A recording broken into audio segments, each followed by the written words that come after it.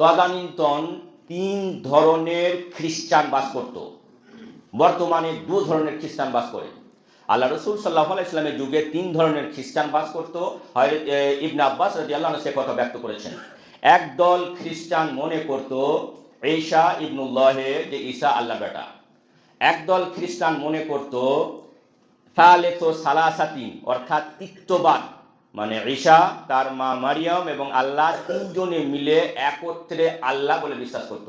আর একদল লোক বিশ্বাস করত, যাদেরকে বলা হয় কোরআনের ভাষাতে হাওয়ারি। তারা বলতেন ঈসা আলাইহিস সালাম নবী এবং আল্লাহর নবী, আল্লাহর রসুল এবং আল্লাহর বান্দা বলতেন। এই প্রথম। এই তৃতীয় দলটি এখন আর পৃথিবীতে নেই। তৃতীয় দলটি অর্থাৎ ঈসা আলাইহিস সালামকে যারাই আল্লাহর রসুল এবং আল্লাহর দাস বলে মানে, এরা সকলেই মুহাম্মদ সাল্লাল্লাহু আলাইহি সাল্লামকে নবী বলে মানেন। সুতরাং এরা আর নেই। এখন পৃথিবীতে 2 ধরনের খ্রিস্টান পাওয়া যায়। এবং অবাক লাগবে যে বর্তমান বিশ্বে যদি 750 কোটি মানুষ বাস করে, এর মধ্যে সর্বাধিক বেশি এই খ্রিস্ট ধর্মের অনুসারীরা বাস করে। পৃথিবীতে সবচাইতে বেশি কোন ধর্মের লোক এখন বাস করছে? এই ধর্মের লোক, অর্থাৎ খ্রিস্টান ধর্মের লোক, যাদের সম্পূর্ণ বিশ্বাসটা কল্পনার উপরে দাঁড়িয়ে আছে।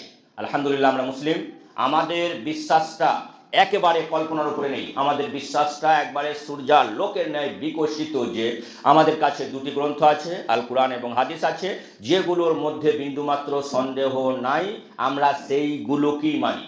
আর বাকি এতগুলো খ্রিস্টান বিশ্বের বুকে বসবাস করছে।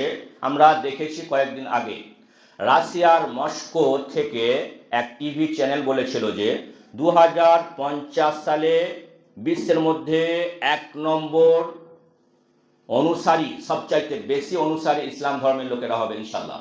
আজকে আমরা এই মাহফিল থেকে রব্বুল আলামিনের কাছে দোয়া করি, হে রব্বুল আলামিন যেন বিশ্বের সবচাইতে বেশি ইসলামের অনুসারীরা হয়, তুমি সেই তৌফিক দিও। আমিন।